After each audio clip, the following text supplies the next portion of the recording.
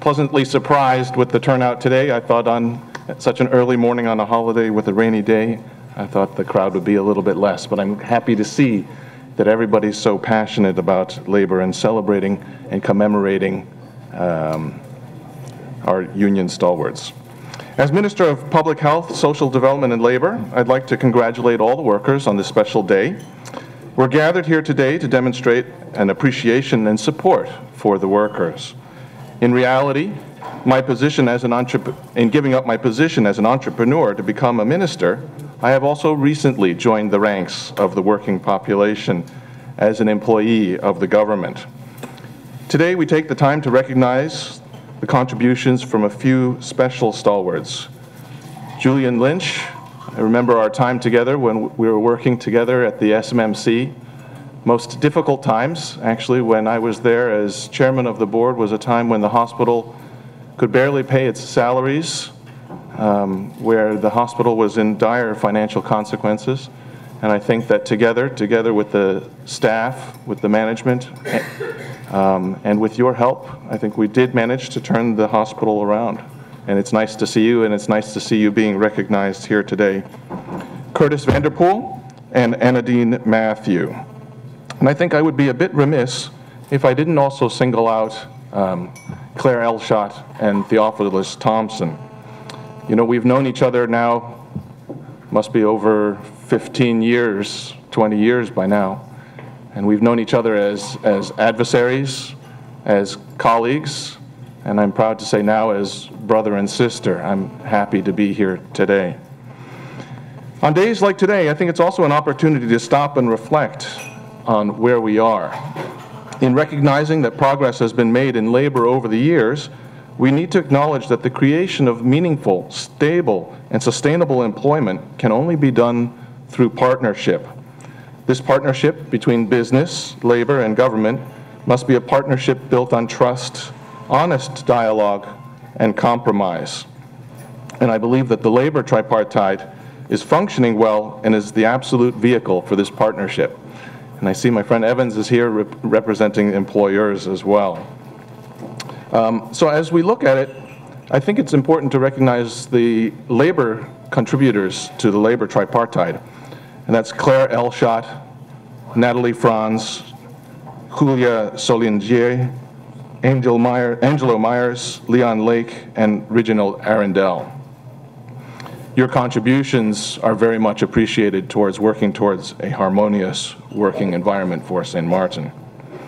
The tripartite is working diligently, albeit a little bit slow compared to what I would hope, but nonetheless diligently and making progress on coming to a consensus on the proposed changes to the Civil Code, which will address the abuse of short-term labor contracts. I have full confidence that the tripartite will arrive at a win-win-win agreement. I think St. Martin is blessed to have visionary union leaders. We have union leaders that see themselves not as adversaries, but as integral partners in creating sustainable, secure, and rewarding jobs. The unions recognize the undeniable link between the level of education and job security. The union leaders have not only recognized this link, but are actively participating in offering training programs that will increase job security and, more importantly, upward mobility in terms of both earnings and career advancement possibilities. But as we take stock in St. Martin of today, we also need to recognize that our economy is demonstrating minimal growth. There's a need to create higher paying jobs. Youth unemployment is unacceptably high. A highly bureaucratic path to compliance has had a negative impact on compliance in general. The connection between job security and upward mobility is inextricably linked to the health of our economy and, by default, the health of our tourism industry. Our tourism economy is clearly not performing as it should. Unstable government has translated into multiple changes in leadership, which has had a devastating impact on our promotional activities as a country. But the good news is that Minister Arundel is finally seeing to it that the STA, or the St. Martin Tourism Authority, is being put into place not only as a structure, but as a structure with funding in order to promote the destination properly. And again, I believe that the formula for partnership and cooperation between government and the private sector is clearly the formula for sustainable growth for our country. Improving compliance is a major goal for the ministry during our short term here. And I think it's good to recognize Jim Rosen and Selby Phillip there on the cabinet supporting me in my daily efforts trying to make the country a better place to live, as well as the mediator, Raphael Bozeman, all part of the team. So we're working closely with other strategic partners. Something that we've announced recently is the Inspectorate of the Labor Department is working closely with the SZV, forming what I've called a compliance team. I prefer the term over inspectors. And what we found is in my investigations is that the Inspectorate of the VSA had very limited authorities, limited tools. And by working together with SZV, SZV has the ability to levy financial fines for businesses that are not compliant. They have different responsibilities, different tools, different authorities, and we're finding that it's working extremely well. As a matter of fact, just a week or two ago, we went out on what I like to term my field trips, and went out together and inspected a few businesses together. And we found a few things. For example, we went to one business, and as we were interviewing the business owner, turned out that when you look at the salary slips, the salary was relatively low, and I asked, how do you expect these workers to survive on this salary? He says, well, it includes the accommodations. Accommodations as part of your salary is actually part of your taxable income, so clearly didn't understand how he was to file his tax returns. Workers not properly documented at SZV, workers without documentation, which means they were not paying any taxes or any health insurance premiums. Contracts, illegal contracts. In other words, they had terms in their contracts that were not valid, such as no competition clauses, and such as the employer had the right to terminate for any reason without any notice. Employees were unaware of their rights to health insurance, things like getting copies of their pay slips.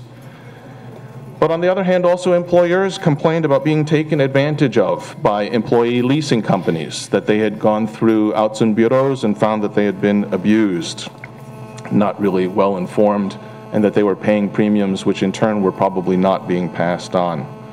They also found reports of employers hiring administrators who were there to help them to file all their papers correctly and go through the administrative processes, only really to take their money and not really comply with what they're supposed to.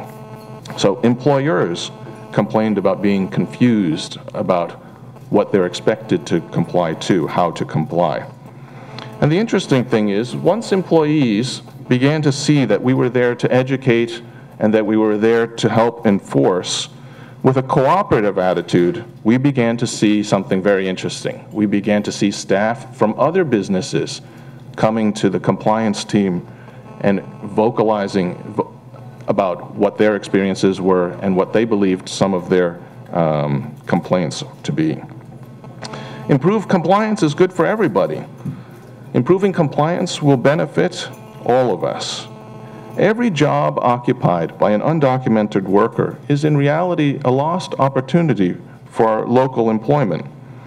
Improved compliance will get these jobs into our labor market, into our system, creating employment opportunities for our unemployed.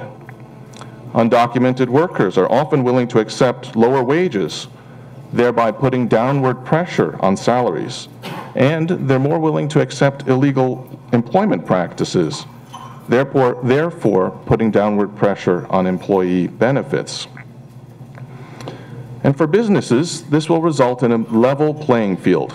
Competing against other businesses that use illegal workers gives them a different cost structure, and it hurts businesses that are compliant because it's more difficult for them to compete against businesses who don't pay their fair share in taxes.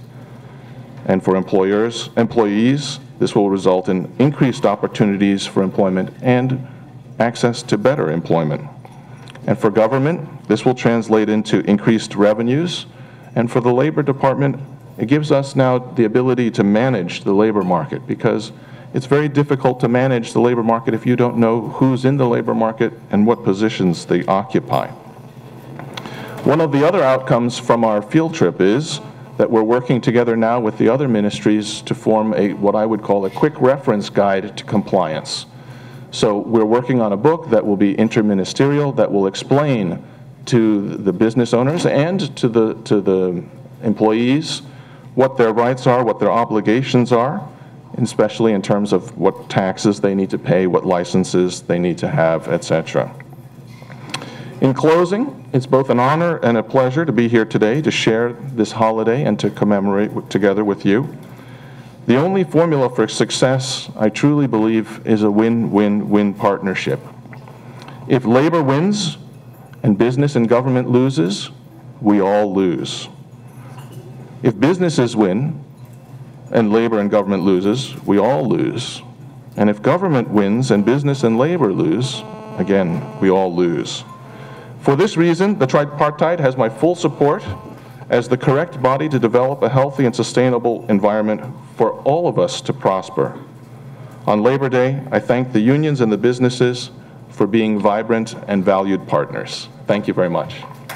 Protocol having been established, I would like to say that it is indeed an honor and a distinct pleasure to be here this morning at this Labor Day ceremony as the president of the Windward Island Chamber of Labor Unions, and to personally congratulate the nominee of the awards and their families, and to thank them for making history today at this celebration.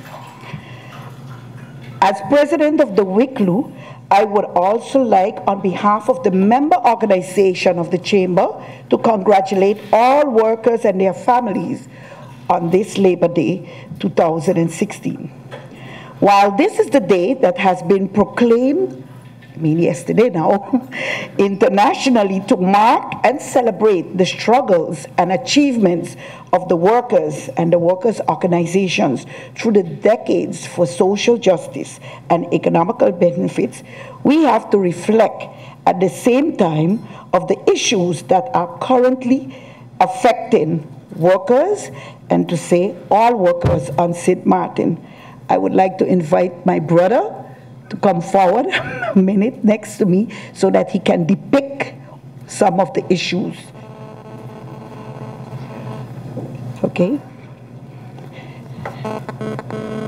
In the field of the civil service, he would now depict one of the issues that is still dear to our heart. Good morning. Good morning. Happy Labor Day. Same to you. Everybody feel kind of low, man. With the tide from Carnival, the weather. As our president just mentioned, one particular issue that is so important to many civil servants is the matter of the cost of living adjustment. Some of you would have seen that when you entered, I was wearing a black shirt with my poster, just to remind civil servants, right, that regardless of how much time has passed, we still have to fight for these matters. All right? I didn't prepare a long speech, so I'm going to keep it short, but you can definitely expect the labor unions to be raising this issue, to be lobbying, to be talking about it, to be inviting our members to come out and talk so that we can decide a way forward. This is no time to have cold feet. This is no time to be shy, and this is no time to cringe before challenges. We always admire the courageous works of Mr. Lynch, Mr. Vanterpool, my late Aunt Patricia Pantaflet, but the time is now for us to emulate and transcend their works. Are you feel that? Yes. Thank you so much, Mr. Arenel. That face really passed on in my heart. So there are various forms of exploitation of workers that are still taking place in the overall workforce. And the minister rightly, Honorable Mr. Lee, mentioned a few this morning, but to us from the trade union movement, the abuse with the short-term contract, disrupting the lives of the workers to be able to provide for themselves and their families is most critical. The short-term contract workers are in a desperate social economical situation, and they are patiently waiting for the widely discussed, debated, and anticipated amendments to the law on the short-term contract in the Civil Code to be able to eradicate the abuse. And, of course, for those workers then, creating job security and enhancing the stability of their work in the workplace. This has benefits, and one of the benefits for sure would mean that they would have purchasing power on a long term. It is therefore with keen interest that we as unions are involved and engaged in social dialogue via the established tripartite committee. I cannot do without mentioning here today that that dialogue is very important, and the tone has been set when the International Labour Organization in May would keep their forum in Geneva, and a delegation, a tripartite delegation from St. Martin has been able to attend to those meetings for the past 4 years, of which I myself personally went 3 times. The strength on which I, as a trade unionist, would like to celebrate the victory of these workers, especially the ones in the casino on this island, is because I was afforded the opportunity to be part of many tripartite discussions. So with social dialogue, I know that having, as a trade unionist, to turn the table upside down and to actually pam, my hand would actually be a thing of the past. We have to be able to agree on certain matters and disagree on others, but as labor, government, and the employers organization, we have to reach to certain consensus that would enhance and motivate the commitment and the productivity of the workers. Let's be honest, the casino workers are being rotated, and when they are no longer, or they come to the end of their period, they have to stay sometimes 3 to 6 months without a job before they can get back into the place where they have been.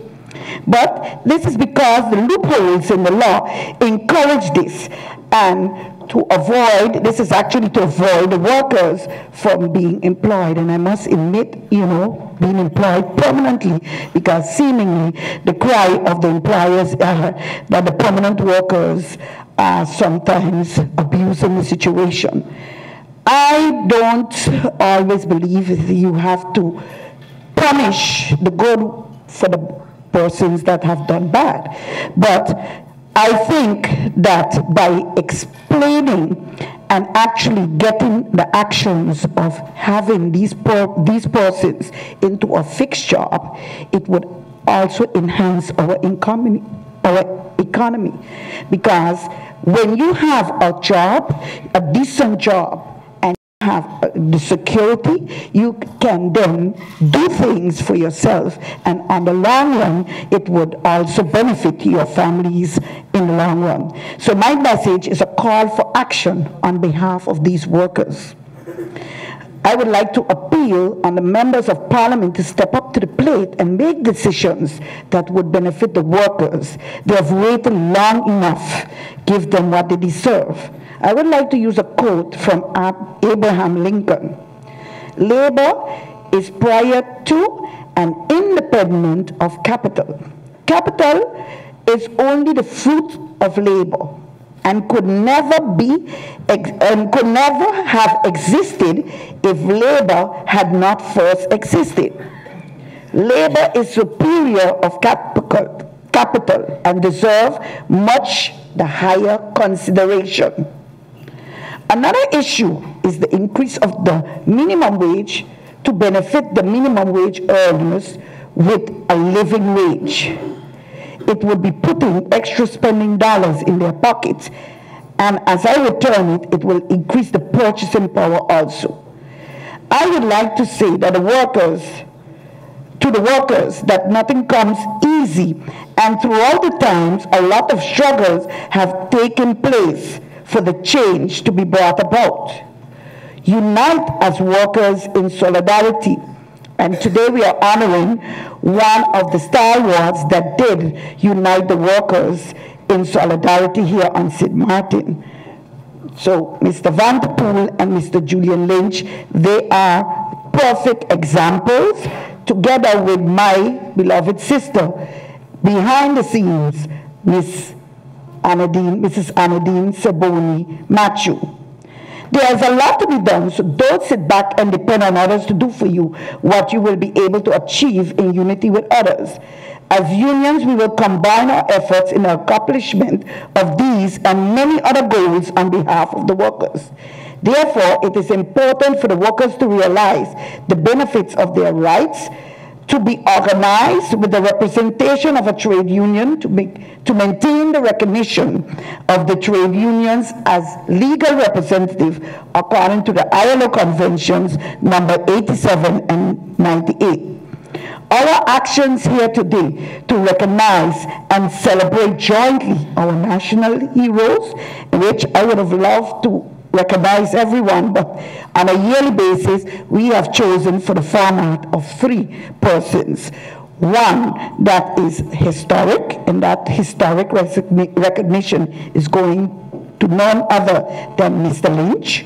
One for the most impact, and that is for Mr. Curtis Vanderpool, and the other would be then the spirit of labor, and the spirit of labor would be then awarded posthumous to Anadine Saboni Matthew, of which her lovely family is here to accept it. Thank you for accepting that. So on behalf of the workers' organizations, I would also like to wish the workers of St. Martin a safe and happy carnival. And in closing, I would like to say that behind the scenes, there are a lot of things taking place, but the workers' voice is very important in our community. I would like to thank you all. Laborers, it's a pleasure for me to stand before you on behalf of the employer section of the Tripartite Committee on Labor. I promised the committee I was going to write the little speech and keep it short. But it's not the easiest thing to do when you hear so much need and so much request from both the government section and from the labor section, which is very much so warranted. It's amazing that after almost 130 years, we still have to sit down and ask or beg and fight and bang the table demanding equality for employees. If it's one thing that we can be assured of with the Tripartite Committee from the employers section is that we acknowledge this. We acknowledge that there is a need to revamp our laws. And I'm sure that between the good Minister Lee and Mrs. Claire Elshot, that you will agree that the employer section is doing their very, very best to ensure that there is equality for all employees. It's not just a matter of doing it because it's the right thing to do. It goes even further than that. It's not just a matter of doing it because we value the partnership, because reality is that employers cannot do anything without employees. It goes beyond that. It's not because we need to be able to put our head on a pillow and sleep at night. It goes beyond that. The reason, and our main reason and focus, it's because we have family members who are employees too. And we have family members who work hard and who have worked hard. to make St. Martin where we are today. Acknowledging and remembering our hardworking heroes. Acknowledging. I think about people like my mom, who has been in the hospitality industry. I don't want to say how long, because if I were to tell you, you would actually have an idea of what her age is, and I know she doesn't look like that. But she has been in the hospitality industry way more than 40 years. And she still continues to work today as an employee. My stepfather, who passed away just a few days ago, has been a hard-working stalwart on St. Martin, acknowledging and remembering our hard-working heroes. So you'll understand that as a representative of the tripartite committee from the employer section, how important it is to ensure that the hard work of these people who have passed and who continue to work does not go in vain. That their families, my families, your families, and families to come will be able to bear the fruits and continue to bear the fruits of the hard work of these stalwarts. We thank you, we appreciate you, we value you, and we're very happy that you paved the way for us. And we look forward to continuing to go forward with that torch. We believe from the tripartite committee, from the employer section, in equality, job fairness, as it relates to your compensation for the work that you've done, equal pay for work offered. And we want you to know that we are doing our very best to ensure that especially that short-term contract, that 614A, is revamped in a way that it is beneficial to everyone, but more so, this is where we have the win-win-win situation coming into play. That it's not just the compliance by a certain group of employers, but it's compliance by all employers.